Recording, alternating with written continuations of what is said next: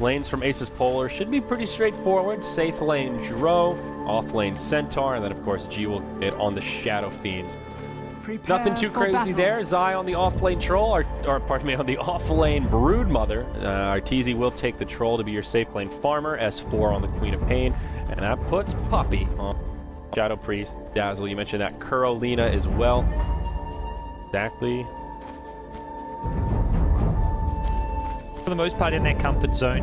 I feel like, I mean, ASUS.POLAR definitely been going away from the Drow Visage until today. They did it, I think, once I can remember over the past week before this series, but a strat like that works in the game and you just makes you like say, okay, let's do it again, even if it hasn't been our go-to. It's kind of like during Starlighter Season 11, it was always Illidan picking Slark. We haven't seen Illidan play Slark hardly at all over the past week, but that's true, actually. All it takes is one game for a hero to work, especially in the best of 5 series, and then you keep going back towards kind of what we're seeing here with the Drow Ranger. When you get into these longer series, one of the things you mentioned earlier on is the teams that shine are the ones that tend to have drafters that are more adaptable. See what the other team is doing, figure out what their comfort zone is, and finding a way to either ban it or counter it. And whenever you're in these longer series, a mini meta tends to kind of pop up between those two teams. You see it in tournaments as well when it's the same pool of teams playing against each other, and it just changes the way you think about specific heroes and bans. The battle begins. Relative to perhaps how you did before. Horn gets blown, and it'll be 1 bounty apiece this go around. S4 gets 1 on the Quap, and Dro Ranger will get 1 here. Illidan. Sorry. Okay, so they're going to be putting the Shadow Fiend against that Brood in the bottom lane. Puppey will stay bottom, at least for now. So there is some fun synergy there. You can heal bomb the spiders. That's kind of fun. Not really that game-breaking, but it's a cute bit of synergy. Shadow Fiend, they'll do things a lot differently. I spoke too soon thinking about these lanes. Thoughts about the side lane Shadow Fiend? It's going to need a lot of protection from the supports. I think they decide it's a little bit...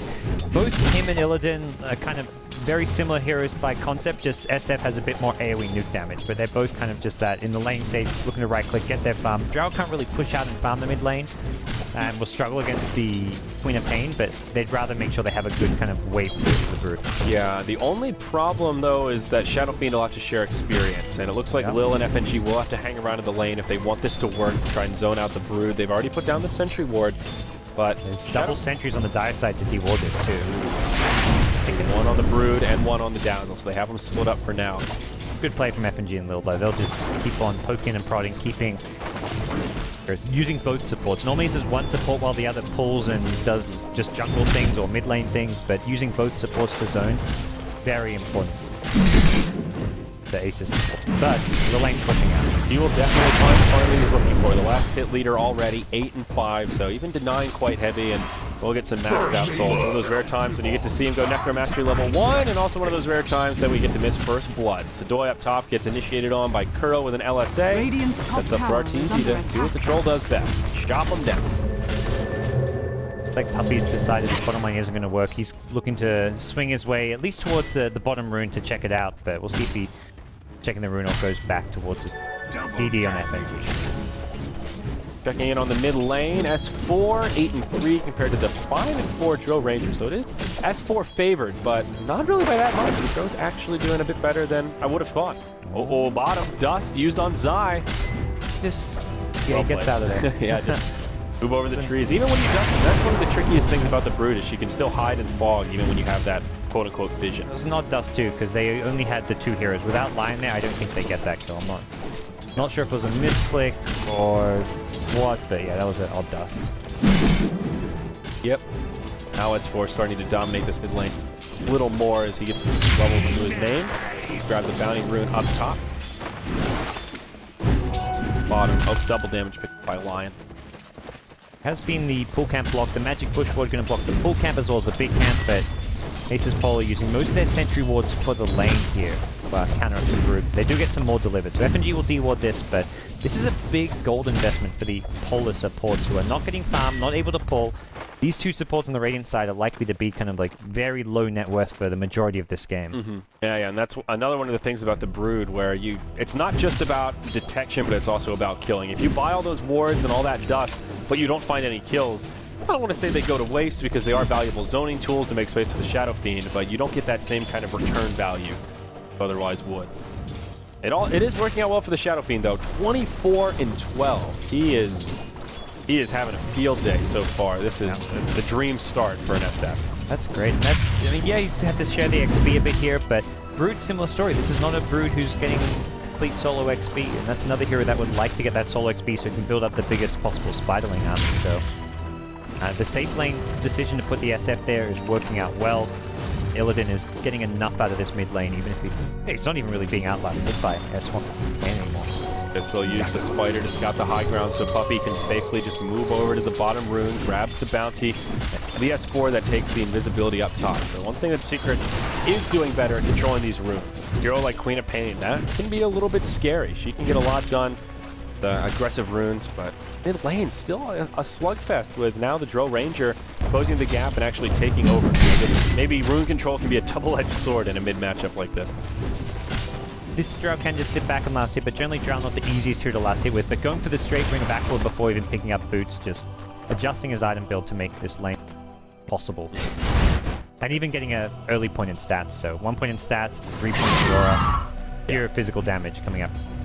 Not concerned about finding kills with the Frost Arrows, just wants to live.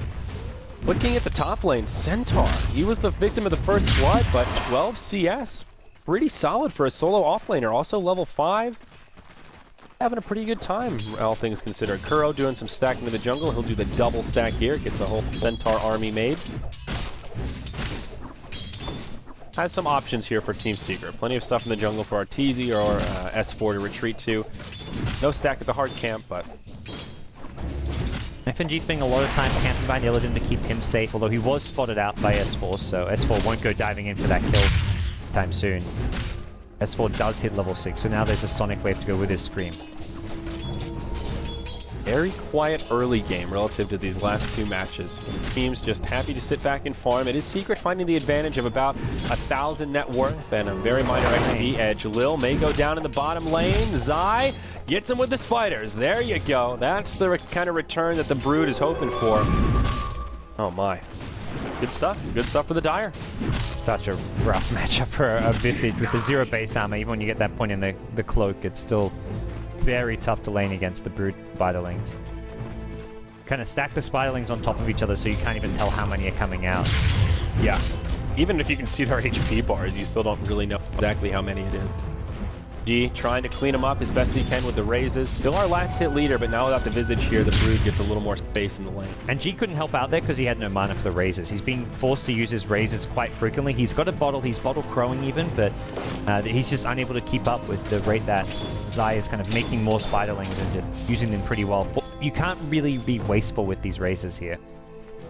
At the same time, he also feels like he has to keep hitting Zai with raises because otherwise Zai just zones him out of the lane by using the nuke even. And plus Zai has that passive regen from Sonic Wave. Knocking on G at bottom lane. Is this a kill actually? Puppey on his way in. He does not have a point in the poison touch, so no slow, but it's still a kill. Zai makes it happen and spawns some spider babies. Has a little victory chant there. Nicely done, and well, the passive play from Secret in the off lane has worked out, and now they've taken over. All that hard work that Shadow Fiend had is not down the drain, but not as scary as it was. S4 in the mid. They try to jump on him. Quick fingers there. They were lingering nearby with the two supports. Stampede will be wasted. The longest of cooldowns, but definitely a spell it's kind of like the Lion Finger or something where when you use this, you want to be getting a kill or at least saving a high value target. So Secret dodge a bullet there, and Centaur, unlike the Axe, can't just really easily rotate back to the jungle and work on his Blink Dagger there. This is not going to be that kind of 10-minute blink we saw out of Sidorian in his Axe 2 games in a row. This is going to be a much slower one. Yeah. G could get initiated out side. Letting in the spiders, they'll get cleaned up, but it's all bait. S4 comes down, Sonic Wave onto G. He's getting low, they'll chase it that way. Meanwhile, Zai goes for SSG, Shallow Grave onto S4. That'll keep him safe under the tower. He'll get some bottle charges and just barely lives on about 20 HP. 2-0 in the bottom lane. Shadow Fiend and Lion in the grave. And S4 he gets a rune on his way out. He's going to head back mid and be full HP once he gets through these bottle charges. That is huge there. Great grave timing from Puppey, and good play from G on the Shadow Fiend. Like, he did all he could as far as turning that one around. They wanted to try and stop the D-ward from happening from that Dire sentry, which scattered out their sentry, but Secret just continuing to bring down sentries in this bottom lane, making it so hard to deal with Spiderlings. Now the pressure will come on the tier 1 tower. It seems to be we're at that point where Polar just has to abandon ship on this bottom lane. Now the tower, I'm not going to fall off this push perhaps, but this is just such a good game for the point. Zai getting a lot of space, not going for the hand of Midas, but Medallion, Bassi, Soul Ring. He's got this basic kit to really be scary. Sidoy will walk his way over here into the neutrals, and even though he has the burst damage to kill the Spiderlings, needs to be very careful. If Zai's able to perhaps juke a hoof stomp, there is some kill potential. Zai getting Medallion everyday brute pickup here, but Roshan, if you ever catch out of here by themselves, like maybe not so much the Centaur because you can clear out the Spiderlings, but like a SF, that minus armor with the Spiderlings does a lot of damage. S4 almost gets a solo kill on Visage mid. Still stays alive thanks to the Grave Chill. Not interested in diving, at least not yet. What does S4 have in mind here item-wise? For him on the Courier, is this an Orchid or an Ags kind of game for the Quap? We've seen him go Orchid, I think, 2 games in a row now. The Orchid always just seems so solid. Like, it's good for... It's not even about, like, trying to kill off heroes like your Storms and your Pucks. It's nice just against, like, a Centaur with a Blink Dagger. If he tries to blink in and blink hook something, you react fast enough. We saw S4 do against the Axe back in the game 1. You silence him before you do stuff. So, I think Orchid is great even against heroes like Centaur. Against Lion, you can blink in, silence a Lion, and you can't use the counter initiation trick while you maybe focus someone else. Yeah. The Ags a little bit better for consistent team fighting. Of course, you get the lower cooldown. You can use it to... There's a big creep wave, so I guess it's more, do you want to be aggressive and gank with the Orchid, or do you want to sit back and farm neutrals a little more and have that ulti ready for team fights? One of the great things about the Ags, obviously, is it gives you great stats, so it makes the Queen of Pain a lot tankier. The Orchid, a little more glass cannon. The two work well together. I think that first item Ags is kind of weak because you don't have the mana pool to keep using the ultimate without going back to base. Like, unless you're getting, like, constant runes. Which he has been getting this game, to be fair. Yeah. I think he's gotten at least one of the runes on every spawn so far, actually. So we'll see. Time will tell. S4 pulling up that gold to about 1,400, so he took that decision. Lil finding his level 6, so now the familiars are on the field. They can start skipping around. Mid lane, S4 gets hexed up. They turn it around. He goes in onto G, but the Lion was there. And it's a freebie here for the Shadow. First kill for ASUS. Level 6, so has the Finger of Death, so he'll be looking pickoffs to come from this. Roll, not going to be an easy kill. He's got the Aegis now to go with his phase, Yasha, Orbit Mask, and be the hero that they send mid lane to defend. But this tier 1 tower dropping fast. Yeah, Arteezy has definitely gotten a lot of space this game. There is a flip to the Dire side. They'll use it just in the nick of time. Arteezy goes charging in, stunned up, fingered right away. And that'll be the end of the Aegis. Why is he surrounded? Coming back to life. His teammates are on the way, but they're not going to get there fast enough. Can he even get off Whirling Axes here? No, from full to 0. In the duration of that stun lock, a little too aggressive there from old Artour. It will hand over the tier 1 tower. Dro Ranger getting the last hit. Like this, FNG jukes the LSA and the Dragon Slave. Puppy graves himself as he runs in. And S4 cleans up the Lion. So they end up getting a counter kill out of it. Floppy there from Team Secret. Yeah. He channeling his inner Havost a bit, perhaps. Yeah, that was very bold, just charging in there like that. Guy's got a good chunk of money, 2.3k gold to pick up the Midas if he wants to go that build. Still good, even 12 minutes in the game. The other item which I think he likes to play around with a lot is the Blink Dagger. Kind of bait around and just be such a pest in general. Blink Dagger, Necro, Orchid, all those are possibilities. Or Dagon, if he really feels like he's balling out of control and can keep finding pickoffs. Against a hero like Dro Ranger, everyone pretty much except Centaur would be very susceptible to like a Dagon 5 E-Blade build. Remember that from DAC, I'll never forget that game against the Envy Sniper when Zai just ran around like a madman, zapping people down. And it was a game kind of similar to this where he got a lot of space in lane and was able to get that Dagon out at a very early timing. 2,600 gold, so should see his investment soon. Find the Shadow Fiend bottom lane. Fairly tanky Shadow Fiend now with the completed mech. G, I think recognizing he needs to tank up as much as possible. That is a massive Spiderling army that Zai has down here, but not something he wants to be sending into the Shadow Fiend. Take it into the neutrals, like farm safe and sound, clearing out these ghosts here. Still a pretty quiet game. Both teams happy to continue farming away. It looks like ASUS.POLAR are looking for opportunity to gank. They are smoked up. Uh-oh, Arteezy, he'll reveal it. Ward on the high ground. Easy, just in the right place at the right time there. be the end of their little smoke expedition, but they did a war on the high ground. Nothing crazy. So same kind of story as the last two games, where Secret get more of the map in the early game, the laning stage goes better for them, and Polar are waiting for that Blink Dagger initiation. The Centaur, though, still 40 minutes in, still has a decent ways to go, which is a bit of a worry. How much Secret are getting elsewhere on the map. Even your support, Lina, has a Yule Scepter here. It's not just the cause of Secret farming, it's even Kuro. Dodge used onto Zai, but he's speedy. He's going to scoot out. FNG almost dies the spiders. Now Arteezy comes in while they're just with the blood. Secret sees this as an opportunity to fight, and Requiem doesn't do too much here. They'll still do a lot of damage to Zai. Shallow Grave, Puppey uses it on himself, and it ends up being the right play. It looked like a misclick, but it certainly worked out. Puppey will still end up falling, but makes the space for Zai to scoot out and make it back to safety. Wow, that could have been a lot worse for Radiant's top tower Zai is under attack. Ran in a bit too aggressively there and was dusted up still, so... How did Visage not get anything from that kill on Dazzle? Is the fight recap just bugged out? Must be. Wasn't denied. That's very weird. Maybe if the familiar gets the last hit, it messes up the team fight recap. That's strange. I've never seen that happen before. I feel like that's just impossible. There's no way you can get a kill and not get a net worth gain if you didn't buy back or die. The team fight recap, I don't know if it's been bug fixed yet, is generally...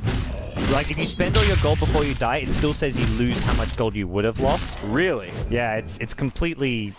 Alright, I gotta stop putting so much stock into that team fight recap. Is not 100% accurate. It's got some issues. I know it doesn't... Does it take into account tower kills? I think it does not. Pretty sure it's supposed to just be heroes, so it doesn't even count for everything. Oh, Kuro. He's got a Yules. He'll be on the run. Stops the initiator. He does have a TP, but the Visage Familiar is flying overhead. He knows he's certainly doomed here. He'll get stunned up. Nowhere to go. Shadow Fiend will get the kill this time. Caught the Brood as well there. They got him with the Dust, the Hex, but couldn't hit the Impale. But it's Polar who are just finding the pickups now. They're just be a really strong mid-game team. They are getting out-farmed, but they can make up for that. They can take some objectives, maybe get the next Roshan for themselves, especially with the kills they're finding. It does seem to suggest a swing of momentum towards the 5,000 net worth, 3,000 experience lead for Secret, so they are pretty comfortable right now. All of their cores are doing very nicely, where ASUS.POLAR have this straggler, and that's Big Brad here. Maybe Little Brad is what we should call him in this game. Finally gets his blink, but 16 minutes in, this is way past the window, and Centaur would want to have this item. Puppey kind of bumps into him here, they cross paths, and Sadoy wins both away. That's your reveal of the Blink Dagger right there. Yep. Not very exciting. Not going to be anymore. And it is 60 minutes in. Now the team is stamping forward. You get Sonic Orchid S4 ready for him. And Sonic Wave connects on 3. Secret just disengaged. The mech comes out from Shadow Fiend. Well, ult's used. No blood is shed, really. I feel like any time that Secret can stop this Centaur from initiating and take a fight like that, that's a minor victory. Real is in the bottom. He's going to be so careful. Dagon 2 has just picked up. He's coming over the trees. Another web, maybe going to be enough? Could have the bugs. He's silenced. He's got a bat. Yeah. Meanwhile, back in the top lane, initiation breaks out. S4 hexed up as Sadoy goes in, but looks like he was silenced from the Orchid. Now it's FNG on the run. Puppey wants to dive this, but no poison touch. Can't slow him down. S4, however, on the hunt. FNG trying to juke around, but he's got no armor. The weave makes it an easy kill as they right-click him to death. Demon Witch will be put into the grave to talk to his demon friend. Now the tier 1 tower up top will fall, and it's the Queen of Pain that gets the bonus goal. Now G down bottom squares up against Zai. He'll channel the Requiem, and the Death Requiem looks like a double Requiem enough to blow up Zai. Zai gets the kill first, so that's pretty good, but Shadow Fiend does end a streak, so I don't really know who gets the edge there, honestly. It's better for the Brood gets XP. He's like level 13 now. SF, he gets a bit of gold but doesn't get the XP for it, so I think it's still it's worthwhile for Zai to make that exchange. Okay, there you go. I mean, that's your top net worth hero that he just did. That's his level 3 Dagon now off that, so I think, yeah, you're right. Zai will be fairly happy. Oof. So Dagon Brood Mother. A bit risky, but worth it if you can keep finding kills. The risk comes in if ASUS.POLAR can find a way to box up, not give him openings to use the Dagon, then it does become a pretty big sunk cost. And they're making the openings just by Secret the way they're looking to play. They have 4 heroes pressuring the top tier 1 tower, and then Brood pressuring the bottom lane. So someone has to, they either have to give up towers or they give up kills, because if they want to defend both towers, they have to split up their heroes, and as soon as they split up, Brood finds those pickoffs, finds those kills. If they only defend one lane, then Brood is pressuring the base, and Looks like S4 with a BKB coming out on the horizon. Ogre Club picked up there. Now level 3 Dagon on Zai. No much aggression past that. We see the Dire Jungle Curl get jumped on. And yeah, defensive fuel is not going to be enough to stay alive. You have any other item progression? No, not unless he has something on the courier. Sorry. Okay. And ooh, BKB on Arteezy. That's probably your biggest item worth reporting here. Troll finally able to come to these fights and not just get rolled over straight away as we saw when he had that Aegis. Polar with a lot of heroes top lane. This is kind of a problem though because it does open up Roshan for the taking for Secret. But now they're going to go for the tier 1 tower. I think they may just make a beeline for Roshan after this. Could lead to both tier 1 and tier 2 top going down, but I feel like for Aegis for Roshan, that's an acceptable trade to get a tier 1 as well on your side. Yeah, tier 1 for tier 1 tower. Alright, Troll Warlord gets the last hit on the one in the mid, and the top goes to the Radiant. Now the TP's back. It will be Puppey to come back first, just to throw out the weed, maybe trying to posture and make Aces Polar think twice about going too deep. Artour as well as S4. Mid lane, they'll at least try to trade tier 2 for tier 2. More pings coming out, both teams using their glyphs. Looks like it will just be an even trade. Zai already cleared out that tier 2 down bottom, so nothing to do. Or even go scouting out the high ground to see if anyone had TP'd back early. Back-to-back tower kills here for Arteezy. Just picks up that BKB and now nearly at 2,000 gold already. Is under attack. Those 2 towers going to Radiant play, other than getting one of them and the other just being taken out by the creeps. They can get the 2 towers, I mean, even tower trade, and then they get a Roche on top. Without any outer towers to keep you, it's really hard for Polar to move out and test this. Not to mention the lack of vision around that area. Just the one more in mid lane which expires. You can tell Secret care a lot more about their towers than the access point to Roche. Top tier 1 and tier 2, take them. Hard jungle, we'll be able to farm it anyway, but these are the big value towers. Tier 1 down bottom, tier 2 mid, so that they can contest Roche and faces forward, get up to some tricky. It will be the Queen of Pain that takes the Aegis though, not the Troll. Okay, S4 probably looking to maybe be a bit more aggressive as far as the fights they're taking. Got the high ground with the weed. Maybe force back. The other thing is taking the towers they did at mid lane and previously at bottom lane opens up this entire Radiant jungle to be farmed out by your Brood, by your Troll or Queen of Pain. And it makes it a lot more difficult. For Aces Polar, like, it's going to be kind of that, you trade jungles, which this is something we see often around the 20 to going into the late game, but like 20 minutes and beyond, teams seem to trade their jungles a bit. Oh, it's mistimed on Lil. He will live through the Yules, but so does Kuroki. Puppey there with the shallow grave, nicely handled. Lil goes one way, Sadoy goes the other. S4 wants the kill. Soulburn would have been enough, but finds it with auto attack. Lil nowhere to go. He'll get brought down to the trees. 2 for 1 across the map. Meanwhile, in the bottom lane, Zai did get jumped on. Looks like a 3-on-1. They were able to bring him down. Still a victory for Secret, and that's part of that Brood space creation. You killed a Brood, and, well, your other teammates may be left vulnerable. Yeah, I think that real alliance, I think, was just revealed by that gank. And FNG, his force or blink gets slowed down drastically by this, though, so kind of crucial pickup in some ways, but the blink in itself is often needed to find that, be that gap closer, because I'm not sure how they got the initiation there in the Brood. I think it was probably just a surprise factor, as it was very deep down this bottom lane. In future, you're going to need a blink.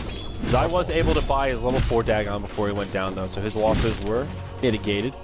The big problem for Aces Polar right now is definitely this Centaur. You look at this net worth breakdown, and right now Kuro on the support Lina is out-farming the Centaur, who was their core offlaner. S4 down bottom will get killed. That's the Aegis of the Immortal down.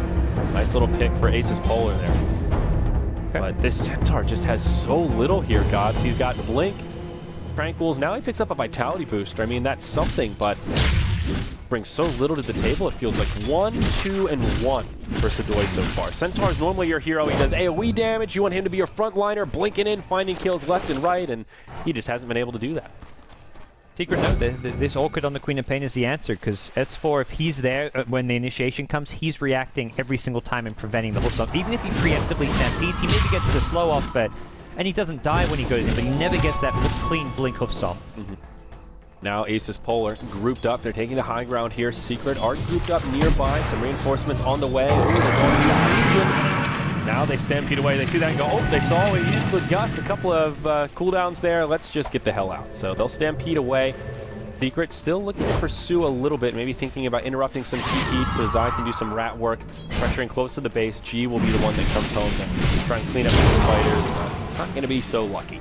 You put like a Blink Dagger on Kuro, then you've got some real pick-off potential as well for moments like that where they're trying to just disperse and get the hell out. Kuro's Blink Dagger not far away now if that's what he's going for. Could be going just for the Ag Scepter, which is also a good option against Hero. Likely build it. Looks like he will pick. Yeah, oh, no, he just bought something. Oh, the point booster, okay, yeah. Just about to say, I reckon you probably would have bought that point booster by now, and there it is. There's your Vanguard on the Centaur. So Sidoi just going back for anything to give him a little bit of an edge and try to survive in these fights a bit longer. He really needs to be. Blink saying if he gets orchided or hit by a Lena stun or... I mean, the main thing is the Orchid, but it seems worthwhile to have a BKB to guarantee that every single time you go in for a Blink stun, you're getting it off. There is going to be BKBs though for Secret, so if Secret respond, they can pop their BKBs before that stun latches. Gotti on the way for the Shadow Fiend G with both ultimate orbs. He is closing in about halfway to that point booster. How's the Troll doing in comparison? Good bit of money in the bank. Sanjin Yasha still on that 10-second BKB, 3.3k gold. And here's an item you talked about. Blink Dagger on Zai. Even grabs it before the level 5 Dagon. Holds level 4 and decides he wants the mobility option first. I think with the gem up, he just wants to be able to get the hell out. He'll see this smoke gank, and this is where that blink pays off. Oh, he doesn't blink in time. Oh my. Well, would have paid off, but yeah, woulda, shoulda, coulda. Even still, though, a 5-hero smoke, or 4-hero smoke rather, Dro's farming Ancient. For just a Brood, it's kind of the intended result, I mean, yeah, for Polar, so... It's not bad for Polar, but also not the worst thing ever for Secret. If there's one person to get picked off like that, they kind of expect Zai to be one that will fall at least a few. Doesn't lose money, he just picked up the blink. He could have blinked out if it was maybe a little bit faster there, but you're not going to make that play every single time. Yeah. During DAC, he made that blink out a few times, and he'll make that play in the future, but doesn't have to. Radiant's Alright, Quap finds a courier kill. Tell me you have your courier bound. That's the Scotty. We're on a new setup here. I think mine's actually not. Yeah, I hate that the default is F2, because if you're a caster, it goes to the vision thing, first, so it overrides it. It shares the hotkey. Remember to change that after this game. But that's a pretty decent courier snipe. Always good to get that bonus goal, but stopping the Scotty, 3 minutes where G will be stuck without his item. And the two ultimate orbs, the least value pickups of the Scotty. That's one of those items that really gets a lot better once you complete it. The sum of its parts are not nearly valued. What's the saying? It's greater than the sum of its parts? Yeah. Scotty sucks until you actually complete it. That's what I'm trying to say. That is the peasant way of putting it, you know? I like it. I'll take the peasant way. Yeah, I don't think Polar were necessarily looking to fight anyway, so even if he had his Scotty right now, I don't think their playstyle changes because he hasn't got the Scotty. Very good. They'll still look for pickups on the Brood if they can. They'll still look to stay relatively grouped up, and that's what they're kind of doing here, making their move toward bottom lane. Puppey trying to get some defensive wards to protect that Brood a little. Scepter on Puppey. Zai is very exposed here. Backwards. Radiant's top tower is under attack. They've got the... Oh, that's a Radiant ward. Yeah. Back up. Taken out. Fill it in, double damage rune on. Sanjin Yasha, the Dro's recovered pretty well. Still at the tail end of the pack, but was off to a very slow start. Curious where he'll go from here after the SMY. Just survive, I think, is always the plan for at this stage for a Drow. So BKB Satanic, or maybe you go for a Scotty even. But BKB Satanic seems... Well, he hasn't leveled up Frost Arrows yet, so I guess you could go Scotty and just keep putting points in stats. That's one way to do it. Yeah. And that's why he wants to stay alive. That's why he's going for the max. Oh my gosh, Artour with the first hit back. Will was just about to TP. That is one of many things that makes the Troll one of the most frustrating heroes to play against. Plays like that. It's a 1 in 10 chance to get the bash, but when you're that close to TPing out, it feels like it should be 1 in 100. Ooh. They're actually considering a high ground breach here. Just a visage on the sidelines, so multiple buybacks, and still actually maybe it does matter that you haven't got your Scotty. I was saying it probably doesn't, but that's 45 seconds where G's going to wait for it. They'll clear out the creep wave and... Okay. Gonna go for this. The lift is available. They send Arteezy to the high ground. Some damage onto Illidan. Zai zaps him from the low. I think Secret's just happy to force a reaction out of ASUS.POLAR. Get them all turtled up in the base, clear out their jungle as they retreat. And Roche, well, we'll see what that timer is pretty soon here. Cobalt, Foreman. I think it was a pretty fast one. Pop up earlier. Okay. You got the Foreman here with his clipboard just scouting it out, drinking on the job. Chain goes into his body. That's how tricked out he is. He's got it implanted into his I like that. I just love that, like, this surely cannot be comfortable, like, having your hand out-held, hold, like, you don't stand like... Oh, he's got a whip in the other hand, too. I never noticed that. Like, that is surely not comfort. Like, he's got some good biceps, you know? Oh, yeah. Okay. He's been cracking that whip quite a bit. Roche, wow, it is a fast respawn, just about 10 or 15 seconds. I think that will favor Secret here as they're already making a movement towards the pit. And, oh, by the way, they'll just clear out a triple stack of Ancients on the way. So nice and efficient use of the time. Polar, though, they're not going to hand it over without a fight. They move group up as 4. Start moving towards that section of the map. To get there fast here, and Illidan will be in charge of pushing out this bottom lane. So, possible Skadi, Manta styles. You've already got the Yasha and the Sand and Yasha, and, well, they're not going to get to Roshan, by the way. This guy's just melting. Fervor, man. So easy. This is without minus armor, too. Just imagine if the medallion was still inside. There you go, finally sees it at the end. Immediate smoke as well to follow this up. Radiant Vision did not scout the smoke out. And as soon as you find out you're too late to contest Roche, you just back the hell off anyways. You know Secret are grouped up as 5, have an Aegis, and you do not want to fight except on your high ground. And there's still a 10-second BKB on this Troll, ready to be debuted here. Arteezy will press forward. He does have a Blink Dagger also. I know you've brought that up a couple of times throughout this series, how good the Blink Troll can be. And I think this is actually the first time we've seen it. Last 2 games, there was no Blink mobility. I don't think on either game. There may have been one last... There wasn't one in game 1. Slight change of pace here for Team Secret. Also, BOT's now up on Zai, so he can start split pushing perhaps a little more effectively. Skadi comes out on the Shadow Fiend, then he moves into Lifesteal. Now Morbid Mask, maybe Satanic on the horizon. All are going to stay grouped here. Look, once again, make a move through their jungle. Try and catch out that Brood if possible. Kuro, they've got him. Pulse of a Yules, but he's going to go down to the Skadi SF. Yep, does what little damage he can before he falls. Better, nice pick slightly better than losing the Brood, so not the end of the world here for Team Secret, though. They can still maybe push in 5 with the Aegis if they want to, although it seems their playstyle is much more about getting these, building towards the late game. I think so too. There's your Satanic on the Troll. That's a big one. They've got this 4-core lineup. Like, yeah, Brood is one of those isn't really building as a carry, but at least is building items which can have a height. Having a Dagon 5 E-Blade in late game, you instantly bring down a Drow or someone to half HP. You force out a preemptive BKB. So they've got 4 big heroes that can also be very powerful in late game. FNG almost gets solo down. There it is. Okay, they got the combo. That's a Lion on the sideline. Easy 5v4 to get things started. Well, 4v4 now. Still dead. They'll get this tier 2 Radiant's tower. top tower has fallen. Dai just showing off his burst there. That's a level 4 Dagon also, so it still gets a little bit bigger than that. That's the real problem here. You talked about Lion as well as the Visage really having to spend so much money on wards that Lion just has nothing. No real stats, just a magic wand, and that's just going to happen over and over. And even 31-man team, you'd expect at least one of your supports, the 4 position, which in this case is low, to have an item. He has to put back. Yeah, he's not even close. Here we go. No glyph available. Secret go to siege the high ground. Aegis of the Immortal on Arteezy. Zai just trying to do what he can with that Dagon to make some space for his team. Arteezy still feeling pretty healthy here. Has the Satanic off cooldown. They will just have to slow siege this tower from the low ground. Secret, they don't hyper aggressive here, hoping that ASUS.POLAR may step out of the base and they can catch one. Wait for this next creep wave to cut through the backdoor protection. What's the play here? Do you look to split push? Do you back out? They really want to make the most out of this Aegis, but I don't think they can just bum rush the high ground. Yeah, they're going to kind of slow roll this, keep all the lanes pressured. Zai makes some move towards top lane, get some spy lanes up there, so at least we'll lure away one of the Polar heroes towards that top lane. And on the Aegis, pick off. Oh, they almost grab Illidan there. Burrow, he gets that Aghanim. Just as a support Lina, mind you, on the 4, so really great farm on him. Quite a few buybacks available here, but on select heroes for the Radiant side. Illidan the big one, who is backing to buyback. He has the Lincoln Spear, Dagon again, popped on the Lincoln. Light is already paying for itself. Arteezy now gets initiated on Shallow Grave. 4 uses the BKB. They drop the hammer on the Centaur. The upgraded Laguna Blade enough to bring him down. They still have the Aegis. They can just do this again. Centaur pings out the gem. Looks like they will recover it. Secret winning this war of attrition so far. Time on the Aegis. Now down to just about a minute. Maybe a minute 10. Go pretty fast here. Laguna on cooldown for 40 seconds, so that's a good trick here, but Illidan, be careful.